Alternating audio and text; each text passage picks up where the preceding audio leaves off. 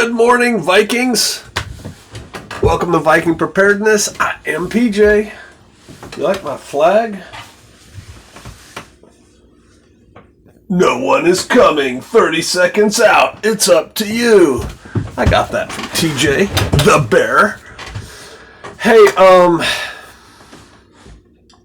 there's no buying your way out of this. Most of you are Americans, and most Americans are capitalists. I have nothing against capitalism. In fact, it's all right as long as it's bounded by morality.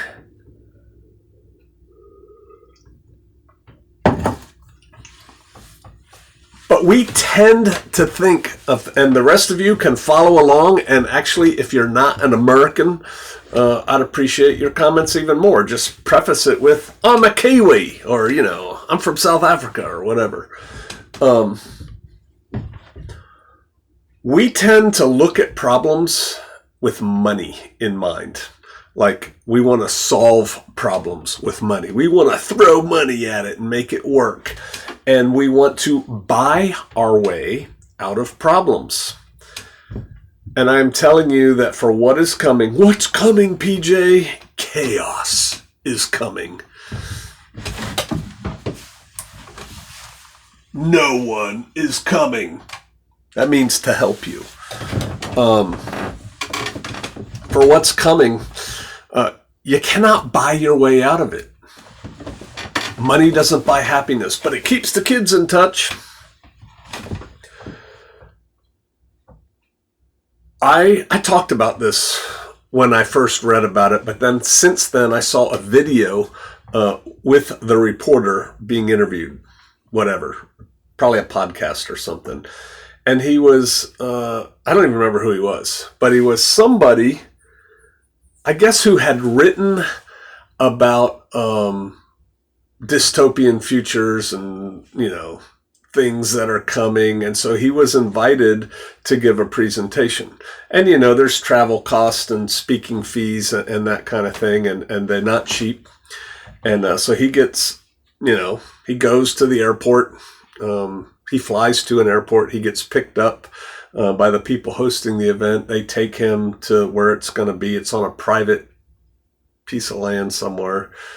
Big buildings and stuff. They put him in a green room. That's where you get ready to go on stage, and can chill. And they're like, all right, sir, we're ready for you. And so he's picturing walking out to an audience because his fees are large, right? And like an auditorium or something. And he's ushered into a conference room, and there's only a handful of dudes, maybe dudettes, in there. And he's like, oh, they paid a lot of money. Yeah, well, they were like really rich people, and they wanted to get his take on things. And he had prepared something to talk about, but they didn't care. They had questions, and they wanted answers. And the one that stuck out the most to me was some, very rich gentleman who had the survivalist retreat set up, and he had like his underground shelter and food for many people, and and he had hired a security force of like former Delta Force guys, and he wanted to know. So he bought all this, right? That's a lot of money. That's a lot of money. And he wanted to know how to keep his security force loyal. How could he keep them toeing the line? And his big idea was he was going to have all the food behind a lock that only he knew the combo to or something.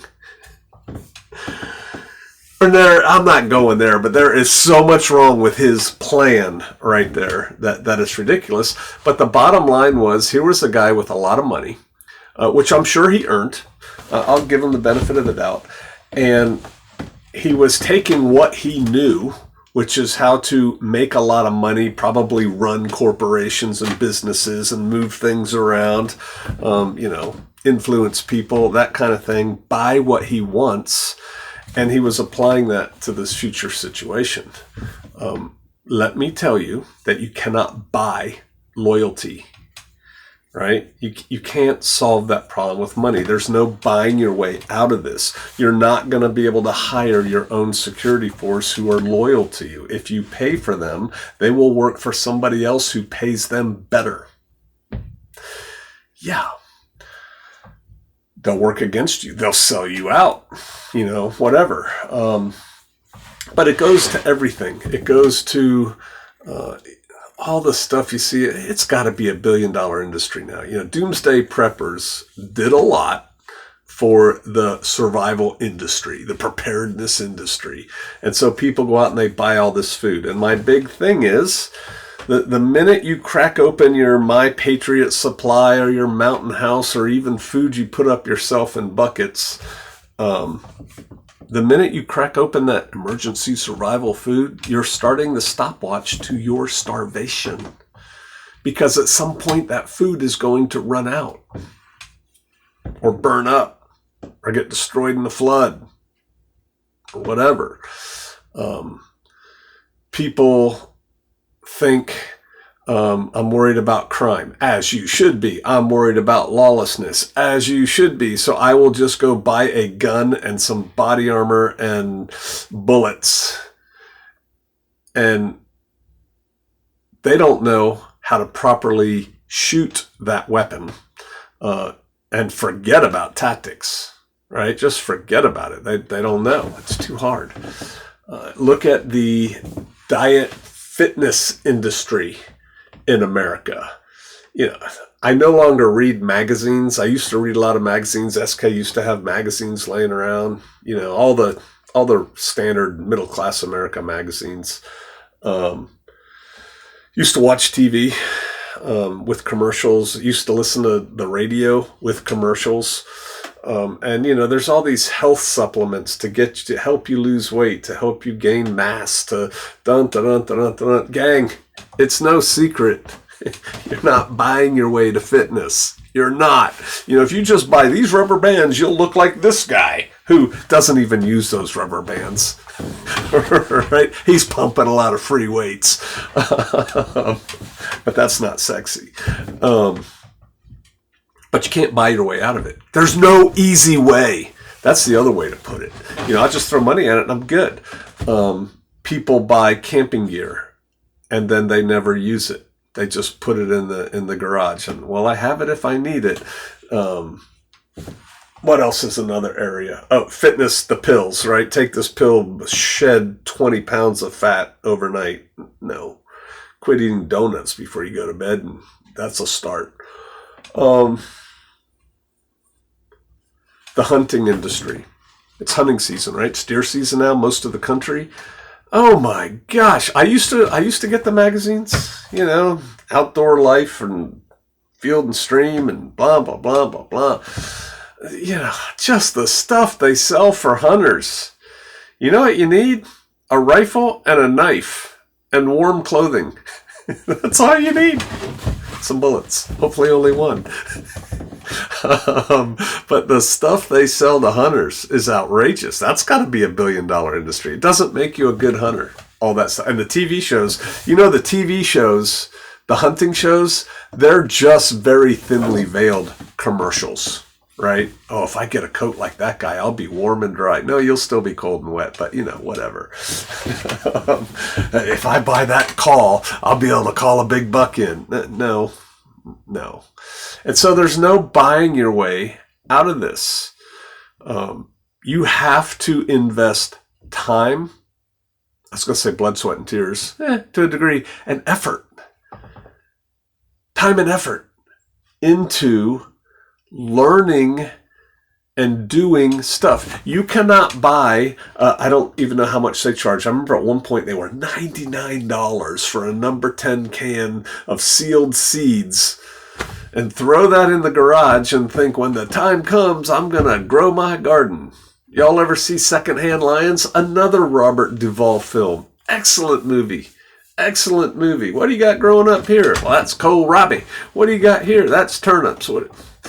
Yeah, no, you can't do that. You have to do the things. Bottom line, you got to do the things. You can't buy your way out of it. If you want loyalty from people, you're going to have to invest yourself in people. If you want a tight team, you and your team is going to have to invest time with each other. We're doing something coming up here directly where we're going to have the first fire in the wood stove party, right? And everybody's going to show up and we're going to fire up the wood stove, and I think they're going to play Agricola, and I offered to set up a Risk game if people want to play Risk. Somebody will probably play chess, whatever. We're just going to hang out and do nothing except just hang out. Enjoy each other's company. You got to invest time, right? And so you got to do that. What else? Hunting. If you want to learn how to hunt, go hunt. Matter of fact, I recommend everybody, this is a two-handed thing. I recommend everybody, every adult, men and women. It's not just a man's thing. Women can hunt. Although, genetically, I think men are created with hunting and fighting in mind. So, there is that. That's another two-handed thing. But you should learn to hunt. You should be very confident in your ability to go slay creatures to eat. And then you should learn a couple things.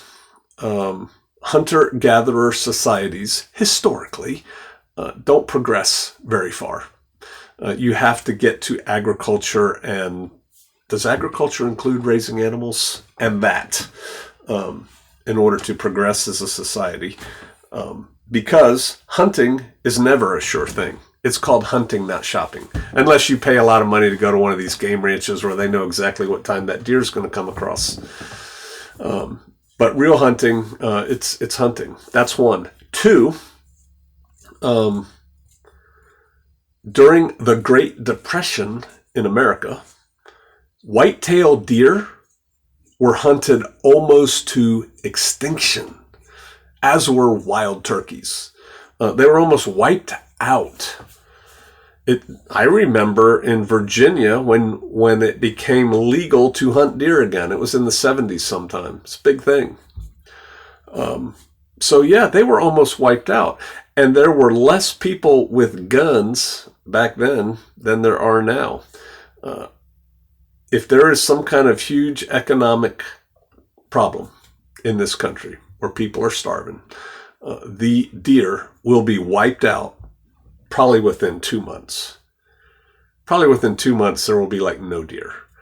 And so then what? And oh, by the way, you're going out there in the woods with people who I think today, as opposed to the 30s, are more inclined to violence, with people who are out there with guns. Just saying. And so counting on hunting for long-term stuff. My son met somebody who was mildly into preparedness or something. He's telling this story. And he asked the guy, "What's your food plan? What are you going to do?" The guy said, "Oh, I'm going to hunt." The guy didn't even know how to hunt. Not much of a plan, right? I'm big on bushcrafting. I don't personally do it a lot anymore because I own the skills and time. But if you don't own the skills, if you are not confident in your ability to walk out there, I'm looking at woods. Want to see? Can you see that? If you are not confident in your ability to walk out there with what you have in your pockets right now, on your person, your real EDC, and live for a couple days, you should work on it. You should work on it. And that means bushcrafting with nothing. Go make a shelter with nothing. Learn some wilderness survival skills. Go learn how to trap a critter. Go learn how to fish, right? Do the things. EDC. Oh, I just felt like giving myself a check. You want to do a check? I did not plan this. I'm hoping I have my lighter in my pocket. It went out the other day, and I can't remember if I replaced it. Let's see. All right, EDC. In this pocket, this is not EDC. I was using this the other day. This is my, hijacking device. String. I almost always have string in these pants. What is in here? Oh, this is just tractor parts that I gotta... That's not EDC. Here we go. I have a Gerber. No, is this a Gerber? The Wave. Leatherman. Leatherman, the Wave. Carpenter's pencil. That's not EDC. Earplug, screws, socket. I don't have a lighter. I have one here, though.